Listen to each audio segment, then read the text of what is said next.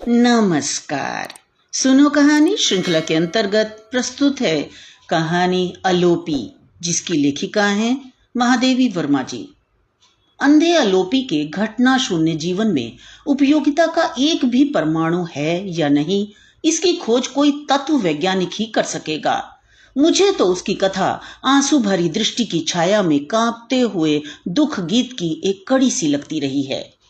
मैंने उसे कब देखा, यह कहानी भी उसी के समान अपनी विचित्रता में करुण है। वैशाख नए गायक के समान अपनी अग्नि वीणा पर एक से एक लंबा आलाप लेकर संसार को विस्मित कर देना चाहता था। मेरा घर गर्मी की दृष्टि से कुम्हार का देहाती आवा बन रहा था और हवा से खुलते बंद होते खिड़की दरवाजों के कोलाहल के कारण आधुनिक कारखाने की भ्रांति उत्पन्न करता था। मैं इस मुखर ज्वाला के उपयुक्त ही काम कर रही थी, अर्थात उत्तर पुस्तकों में अंधाधुंध भरे ज्ञान अज्ञान की राशि को विवेक में तपा तपा कर ज्ञान कणों का मूल्य निश्चित कर रही थी। हम लोग भी कैसे विचित्र हैं। जैसे बर्फ, खस की टट्टी, बिजली के पंखे आदि अनेक कृत्रिम उपचारों से भी हम अपनी बुद्धि का पिघलना नहीं रोक सकते, तब दूसरों के ज्ञान की परीक्षा लेने बैठे हैं। यदि मस्तिष्क ठीक स्थिति में हो तो कदाचित हम न्याय के लिए ऐसे अन्याय परायण हो ही न सके। तीसरा पहर थके यात्री के समान मानो ठहर ठहर कर बढ़ा चला आ रहा था और मेरे हाथ तथा दृष्टि में पृष्ठों पर दौड़ने की प्रतियोगिता चल रही थी। ऐसे अवसर पर किसी का भी आना हमारी अधीरता में झल्लाहट का पुट मिला देता है। उस पर यदि आगंतुक के कंठ स्वर में हमें उसके भिखारीपन का आभास मिल गया हो, तब तो कहना ही क्या। नौकर चाकर सब अपनी अपनी कोठरियों के अस्वाभाविक अंधकार को और भी सघन करके स्वेच्छा से उल्लूक होने का सुख भोग रहे हैं। सोचा न उठूं, पुकारने वाले को असमय आने का दंड सहना चाहिए, परंतु भिखारी के संबंध में मेरे संस्कार कुछ ऐसी ही तर्कहीनता तक पहुंच चुके हैं जहां से अंधविश्वास की सीमा रेखा दूर नहीं रह जाती। बचपन से बड़े होने तक मां न जाने कितनी व्याख्या उपव्याख्याओं के साथ इस व्यवहार सूत्र को समझाती रही हैं कि हमारी शिष्टता की परीक्षा तब नहीं हो सकती जब कोई बड़ा अतिथि हमें अपनी कृपा का दान देने घर में आता है, वरन उस समय होती है जब कोई भूला भटका भिखारी द्वार पर खड़ा होकर हमारी दया के कण के लिए हाथ फैला देता है। माँ के जीवन काल में ऐसे अनेक अवसर आए होंगे जब मुझे सीखा हुआ पाठ स्मरण नहीं रहा, पर जब से अप्रसन्न होने की सीमा के पार पहुंच चुकी हूं, तब से मुझे भूला हुआ भी सारी सूक्ष्म व्याख्याओं के साथ याद आने लगा है। भिखारी की आवश्यकता से अधिक मुझे अपनी शिष्टता की परीक्षा का ध्यान था। निरुपाय उठना पड़ा। कई बार पुकारने के उपरांत पुकारने वाली मूर्तियां पत्तों में दरिद्र नीम ही से छाया याचना करने चल पड़ी थी। ए ओ आदि अपरिचय बोधक संज्ञा में अपना आमंत्रण पहचान कर जब वे लौटी, तब उनके प्रति पग पर मेरा कौतूहल पैर बढ़ाने लगा। चर्म के आवरण में से अपना विद्रोह प्रकट करने वाले अस्थि पंजर के लिए फटे लंबे कुर्ते को दोहरा कारागार बनाए 6-7 वर्ष का बालक लाठी को एक ओर से थामे आगे आगे आ रहा था और ऊंची धोती और मैली बंडी में अपने कंकाल को यथासंभव मुक्ति दिए एक अंधा लाठी के दूसरे छोर के सहारे टटोल टटोल कर बढ़ते हुए पैरों से उसका अनुसरण कर रहा था। खेत में लकड़ी पर औंधाई हुई मटकी जैसे सिर को हिलाते हुए प्रौढ़ बालक ने वृद्ध युवक को आगे कर न जाने क्या बताया, पर जब उसने ऊपर मुख उठाकर नमस्कार किया तब ऐसा जान पड़ा मानो नमस्कार का लक्ष्य खजूर का पेड़ है। जीवन में पहली बार मेरा मन प्रश्न के उपयुक्त शब्दों की खोज में भटक कर उस नेत्रहीन के सामने मूक सा रह गया। धूल के रंग के कपड़े और धूल भरे पैर तो थे ही, उस पर उसके छोटे छोटे बालों, चपटे से माथे, शिथिल पलकों की विरल बरूनियों, बिखरी सी भौहों, सूखे पतले ओंठों और कुछ ऊपर उठती हुई ठुड्डी पर राह की गर्द की एक परत इस तरह जम गई थी कि वह आधे सूखे क्ले मॉडल के अतिरिक्त और कुछ लगता ही न था।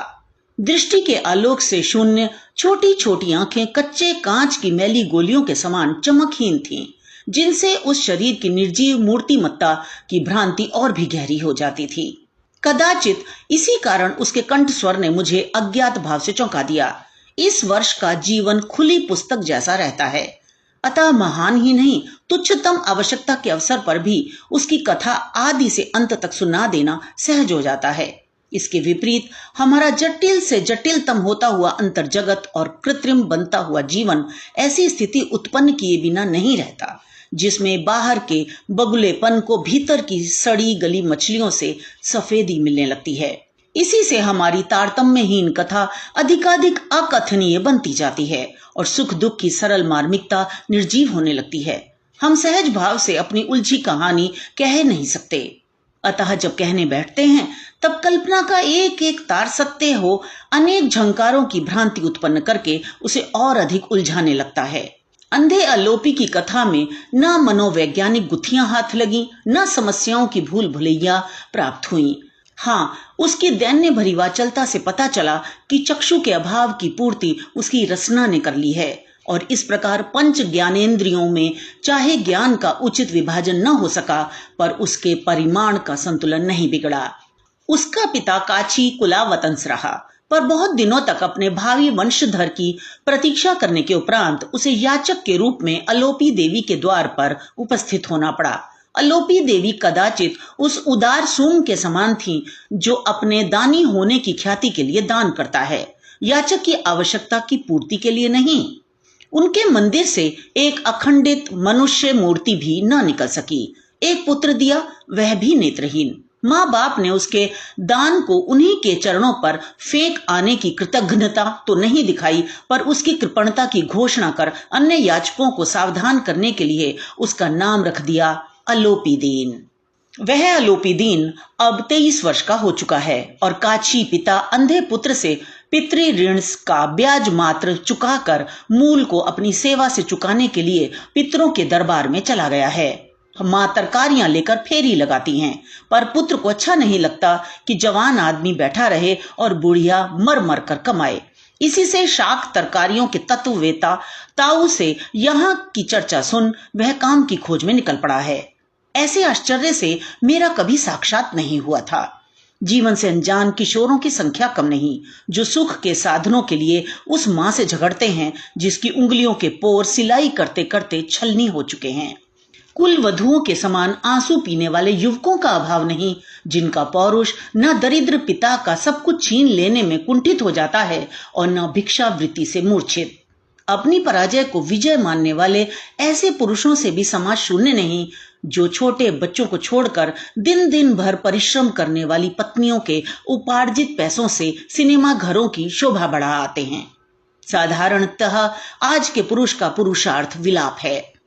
जितने प्रकार से, जितनी भाव भंगिमा के साथ, जितने स्वरों में वह अपने निराश जीवन का मरसिया गा सके, अपनी असमर्थता का स्यापा कर सके, उतना ही वह स्तुत्य है और उतना ही अधिक पुरुष नाम के उपयुक्त है। अंधी आंखों को आकाश की ओर उठाकर अपने पुरुषार्थ की दोहाई देने वाले अलोपी को ऐसी परंपरा के न्यायालय में प्राणदंड के अतिरिक्त और कुछ नहीं मिल सकता था। कुछ प्रकृतिस्थ होकर मैंने प्रश्न किया, तुम यहाँ कौन सा काम कर सकते हो? अलोपी पहले से ही सब सोच समझ कर आया था। यह देहात के खेतों से सस्ती और अच्छी तरकारियां लाएगा, मेरे लिए और छात्रावास की विद्यार्थिनियों के लिए।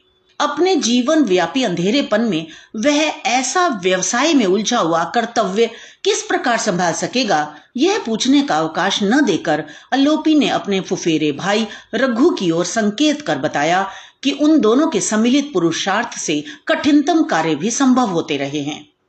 प्रस्ताव अभूतपूर्व था, पर मैं भी कुछ कम विचित्र नहीं। इसी से रघु और अलोपी अपने दुर्बल कंधों पर कर्तव्य का गुरु भार लाद कर लौटे। दूसरे दिन सवेरे ही एक हाथ से रघु को लाठी का छोर थामे और दूसरे से सिर पर रखी बड़ी सी छाबड़ी संभाले हुए अलोपी मालिक हो पुकारने लगा। मुझे क्या क्या पसंद है यह जानने के लिए जब वह अनुनय विनय करने लगा, तब मैं बड़ी कठिनाई में पड़ी। कुछ तरकारियां डॉक्टरों ने मेरे पथ्य की सूची में नहीं रखी हैं और शेष के लिए सदा से यही नियम रहा है कि जो भक्तिन के विवेक को रुचे वह मुझे स्वीकृत हो। फिर जिसे वर्ष में कुछ महीने दही पर, कुछ फल पर और कुछ खिचड़ी दलिया आदि पथ्य पर बिताने पड़ते हों, वह रुचि के संबंध में वीतराग हो ही जाता है। पर अलोपी को निराश न करने के लिए मैंने वह सब ले लिया जिसे वह मेरे लिए ही लाया था। पैसे देते समय अलोपी ने कहा, वह महीने पर लेगा। पर जब मैंने अपने भूल जाने की संभावना और हिसाब लिखने की विरक्ति की व्याख्या आरंभ की, तब उसने बहुत विश्वास के साथ समझाया कि वह 10 तक पहाड़े और पहली किताब के विद्वान ताऊ की सहायता से मेरा हिसाब ठीक रखेगा। छात्रावास का वहां की मैट्रन रखेंगी ही। वहां इस युगल मूर्ति को लेकर जो विनोदात्मक कोलाहल मचा, उसके संबंध में गिरा अनयन नयन बिनु बानी कहना ही ठीक होगा। पर 2-4 दिन में ही अलोपी सबकी ममता का पात्र बन गया। उसे जो स्वच्छंदता प्राप्त थी वह दूसरे नौकरों को मिल ही नहीं सकती थी। मेस के लिए आंगन के एक कोने में वह पैर फैलाकर बैठता और तौल कर लाई हुई तरकारी फिर वहां के बड़े तराजू पर तौलने लगता। उसका स्पर्श ज्ञान इतना बढ़ गया था कि लौकी, कद्दू, कटहल आदि को हाथ में लेते ही वह उनका तौल बता देता था। तुलाते तुलाते वह शाक तरकारियों के प्रकार और खेतों के संबंध में महाराजिन, बारी आदि को न जाने कितना ज्ञातव्य बताता चलता था। प्राय छोटी बालिकाएं उसे घेर कर चिड़ियों की तरह चहकती ही रहती थीं। उनके लिए वह अमरूद, बेर आदि भी लाने लगा, जिनके दाम के संबंध में कुछ निश्चित रूप से कहा नहीं जा सकता। एक दिन जब कॉलेज के फल वाले ने शिकायत की कि अंधा फल लाकर बच्चों को बांटता है जिससे उसके व्यापार को हानि पहुंचती है, तब मैंने अलोपी से पूछा। उसने दांत से जीभ की नोक दबाकर सिर हिलाते हुए जो उत्तर दिया, उसका भावार्थ था कि दाम उसे मिल जाता है। फिर वह स्कूल के समय तो आता नहीं, अतः फल वाले को उससे क्या हानि हो सकती है। बालिकाएं न अलोपी को झूठा ठहरा सकती थीं, न मेरे सामने झूठ बोल सकती थीं, अतः वे मौन रहीं। मेरे अनुचित उचित संबंधी व्याख्यान के उत्तर में अलोपी ने मैली पिछौरी के छोर से धुंधली आंखें पोंछते पोंछते बताया कि उसकी एक 8-9 वर्ष की चचेरी बहन मर चुकी है। इन बालिकाओं के स्वर में उसे बहन की भ्रांति होने लगती है। इसी से अपनी दरिद्रता के अनुरूप 2-4 अमरूद, बेर, जामुन आदि ले आता है। उसके देहात में ऐसी चीजों का कोई दाम नहीं लेता। फिर वह कैसे जानता कि शहर में ऐसे देना बुरा माना जाता है। दाम देकर खरीदता तो लेना किसी तरह उचित भी हो सकता था, पर वे फल उसे तरकारियों के साथ घलुए में मिल जाते हैं। इनसे पैसे बनाने की बात सोचकर उसका मन न जाने कैसा कैसा होने लगता है। उन्मुख अलोपी के मुख का भाव देखकर मैं अपने ढपोर शंखी न्याय का महत्व समझ गई और तब मेरा मन अपने ऊपर ही खींच उठा। कहना व्यर्थ है कि अलोपी को अपने सिद्धांत में कोई परिवर्तन नहीं करना पड़ा। अलोपी के नेत्र नहीं थे, इसी से संभवतः वह न प्रकृति के रौद्र रूप से भयभीत होता था और न उसके सौंदर्य से बहकता था। मूसलाधार वृष्टि जब बर्फ के तूफान की भ्रांति उत्पन्न करती, बिजली जब लपटों के फव्वारे जैसी लगती और बादलों के गर्जन में जब पर्वतों के बोलने का आभास मिलता, तब रघु तो चलते चलते बाहर से आंखें छिपा लेता, पर भीगे चिथड़ों के गुड्डे के समान अलोपी नाक की नोक से चूते हुए पानी की चिंता न कर भीगी उंगलियों से फिसलती लाठी थामे और हरे खेत के खंड जैसी छाबड़ी संभाले इस तरह पांव रखता मानो उन्हें आज ही पृथ्वी का पूरा परिचय प्राप्त करना है। एक बार भी कीचड़ में पैर पड़ जाने पर रघु की खैर न थी, क्योंकि अलोपी आंख वाले के पथ प्रदर्शन में ऐसी भूल अक्षम्य समझता था। जब शीत बर्फीले तारों का व्यू सा रच देती और पक्षाघात की सांस जैसी हवा बहती, तब रघु पतले कुर्ते में मिर्गी के रोगी के समान हिलता और दांत बजाता चलता। पर अलोपी सारी शक्ति से ठिठुरे ओठों के कपाट बंद किए और सर्दी से नीले नाखून और ऐंठी उंगलियों वाले पैरों को तोल तोल कर रखता हुआ आता। ग्रीष्म में जब धूल ऐसी जान पड़ती मानो कोई पृथ्वी को पीस पीस कर उड़ाए दे रहा है और लू जलते हुए व्यक्ति की तरह चीत्कार करती हुई इस कोने से उस कोने में दौड़ती फिरती, तब हाथों में आंखों पर ओट किए हुए रघु के जल्दी जल्दी उठते हुए पैर मुझे भाड़ में नाचते हुए दानों का स्मरण दिलाते थे। पर अलोपी पलके मूंद कर आंखों के अंधकार को भीतर ही बंदी बनाता हुआ अपने हर पग को इतनी धीरता से जलती धरती पर रखता था मानो उसके हृदय का ताप नापता हो। बसंत हो या होली, दशहरा हो या दिवाली, अलोपी के नियम में कोई व्यतिक्रम कभी नहीं देखा गया। एक बार जब अपनी लंबी अकर्मण्यता पर लज्जित हमारे हिंदू मुस्लिम भाई वीरता की प्रतियोगिता में सक्रिय भाग ले रहे थे, तब अलोपी पहले से दुगनी बड़ी डलिया में न जाने क्या क्या भरे और एक बड़ी गठरी रघु की पीठ पर भी लादे सुनसान रास्ते से आ पहुंचा। उसके दुस्साहस ने मुझे विस्मित न करके क्रोधित कर दिया। तुम हृदय के भी अंधे हो, ऐसी अंधेरी गलियों में प्राण देकर कुछ स्वर्ग नहीं पहुंच जाओगे। आदि आदि स्वागत वचनों के उत्तर में अलोपी बैंगन लौकी टटोलने लगा। मेरे आंगन में तरकारियों का टीला निर्मित कर वह वैसे ही मूक भाव से छात्रावास की ओर चल दिया।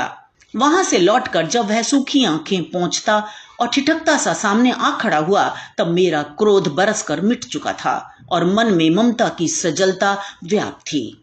मेरे कंठ में आश्वासन का स्वर पहचान कर उसने रुक रुक कर बताया कि वह 2 दिन के लिए तरकारियां ले आया है। मैट्रन से उसे ज्ञात हो गया था कि उनके भंडार घर के अचार समाप्त हो चुके हैं और बड़ियों में फफूंदी लग गई है। केवल दाल से तो अलोपी जैसे व्यक्ति ही रोटी खा सकते हैं, अतः यह देहात से सब कुछ खरीद कर बेचता बेचता यहाँ आ पहुंचा। उस बिना आंखों वाले आदमी को कौन सताएगा, पर जब मेरी आज्ञा नहीं है तब वह घर से बाहर पैर नहीं रख सकता। अब 2 दिन के लिए चिंता नहीं है, फिर तब तक यह झगड़ा समाप्त हो ही जाएगा। अलोपी को ऐसे समय भी रोक रखना संभव नहीं हो सका, क्योंकि बूढ़ी मां की रक्षा का भार उस पर था। मैं बरामदे में हूं या नहीं यह अलोपी देख न सकता था, पर ऐसा कभी नहीं हुआ कि उसने आते जाते उस दिशा में नमस्कार न कर लिया हो। अनेक बार मैंने खाली डलियों के साथ नीम के नीचे बैठे अलोपी को भक्ति से बहुत मनोयोग पूर्वक बातें करते देखा था। वार्तालाप का विषय भी कम महत्वपूर्ण नहीं रहता था।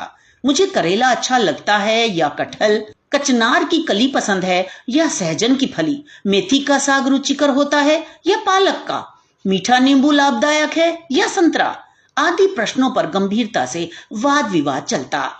एक बार की घटना अपनी क्षुद्रता में भी मेरे लिए बहुत गुरु है। मैं ज्वर से पीड़ित थी। कई दिनों तक बरामदे को नमस्कार कर अलोपी ने रघु से कहा, जान पड़ता है इस बार गुरुजी बहुत गुस्सा हो गई हैं। पहले की तरह कुछ पूछती ही नहीं। पर जब उसे ज्ञात हुआ कि मैं बीमारी के कारण बाहर आ ही नहीं सकती, तब वह बहुत चिंतित हो उठा। दूसरे दिन संदेश मिला कि अलोपी मुझे देखने की आज्ञा चाहता है। उतने कष्ट के समय भी मुझे हंसी आए बिना न रह सकी। अंधा अलोपी असंख्य बार आज्ञा पाकर भी मुझे देखने में समर्थ कैसे हो सकता था।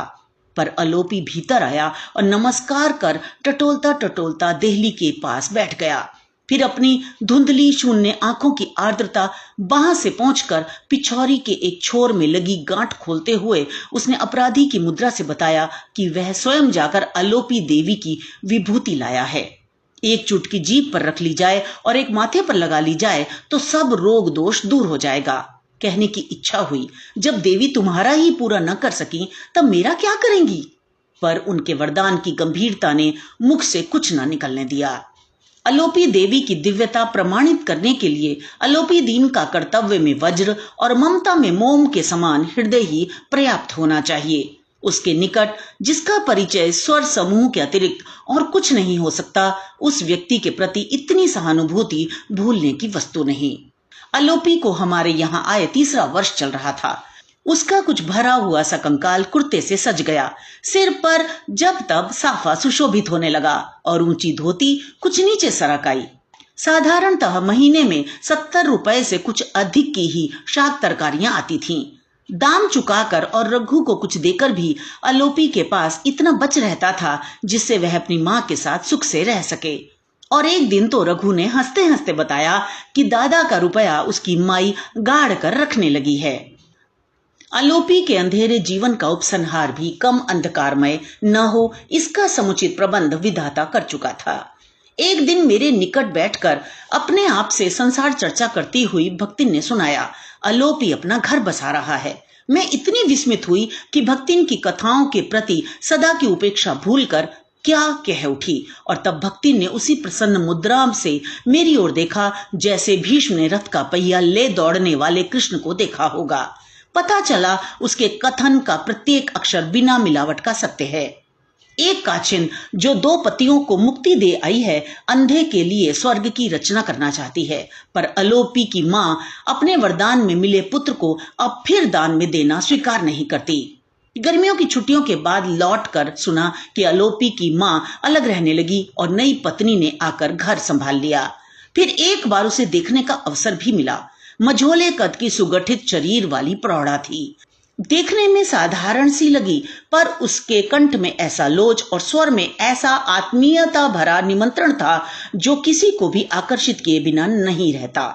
और कुछ विशेष चमकदार आंखों में चालाकी के साथ साथ ऐसी कठोरता झलक जाती थी जो उस पर विश्वास करना असंभव नहीं तो कठिन अवश्य कर देती थी। अलोपी उसे कंठ स्वर से ही जानता था, इसी से कदाचित वह विश्वास कर सका। रघु घर का भेदिया था।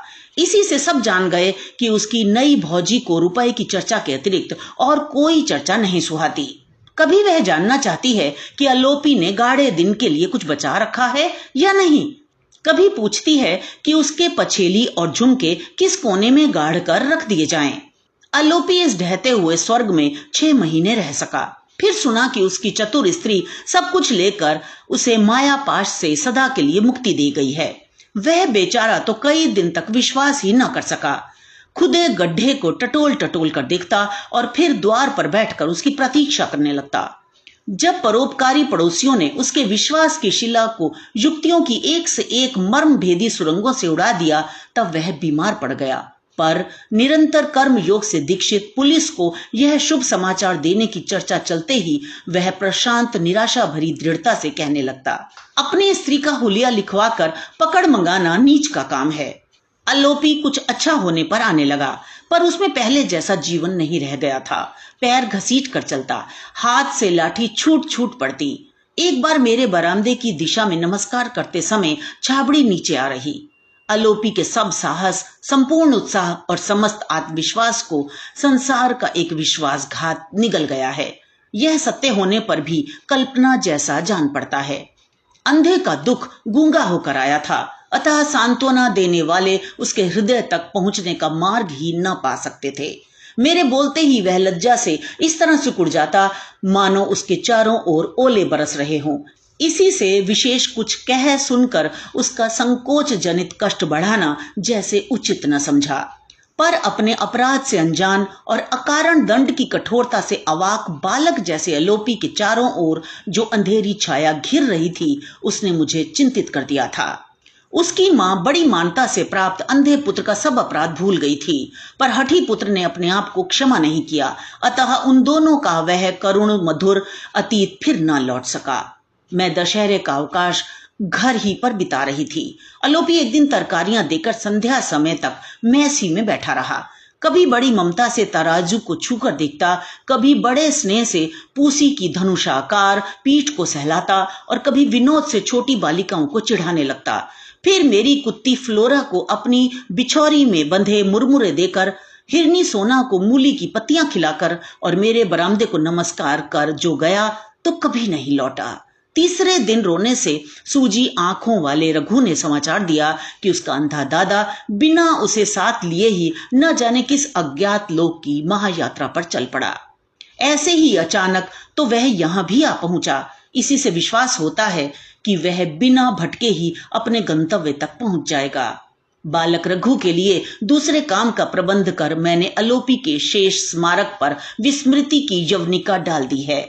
पर आज भी देहली की ओर देखते ही मेरी दृष्टि मानो एक छाया मूर्ति में पूंजीभूत होने लगती है। फिर धीरे धीरे उस छाया का मुख स्पष्ट हो चलता है। उसमें मुझे कच्चे कांच की गोलियां जैसी निष्प्रभ आंखें भी दिखाई पड़ती हैं और पिचके गालों पर सूखे आंसुओं की रेखा का आभास भी मिलने लगता है।